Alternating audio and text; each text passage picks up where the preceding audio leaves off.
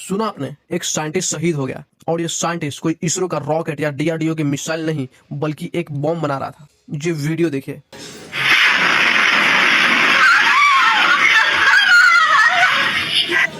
ये वीडियो भुवनेश्वर की है। वहां की एक कॉलोनी में जहां एक किराए के मकान की छत पर क्रूड बॉम्ब बनाया जा रहा था और बनाते बनाते ही फट गया। छत पर अचानक जोर का धमाका हुआ और पूरे एरिया में अफरा तफरी मच गई।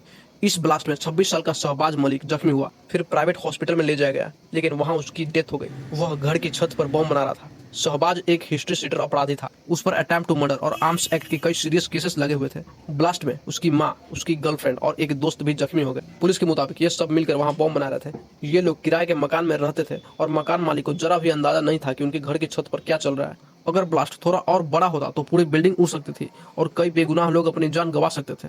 पर क्या ये सिर्फ एक इंसिडेंट है या फिर एक बार बार दिखने वाला पैटर्न? देखिए दोस्तों, उड़ीसा हो, उत्तर प्रदेश हो या वेस्ट बंगाल के कई इलाके हों या फिर कश्मीर, जहाँ की आबादी के बारे में हम सब जानते हैं कि वहाँ 99% किसकी आबादी है, इन सब जगहों से क्रूड बम और ब्लास्ट की खबरें लगातार सामने आती रहती हैं। ये अलग अलग जगहों की अलग अलग घटनाएं नहीं लगती, बल्कि एक रिपीट होता हुआ सिलसिला दिखता है। अब देखिए, वेस्ट बंगाल में तो आम बात सी हो गई है। जैसे मुर्शिदाबाद में साइंटिस्ट मामून मोल्ला के घर पर क्रूड बम बनाते वक्त ब्लास्ट हुआ, जिसमें मानुस मोल्ला और को साइंटिस्ट जकीरुल सरकार की मौत हो गई। एक रिपोर्ट के मुताबिक पिछले 30 साल में कम से कम 565 बच्चे क्रूड बम से मारे गए या जख्मी हुए।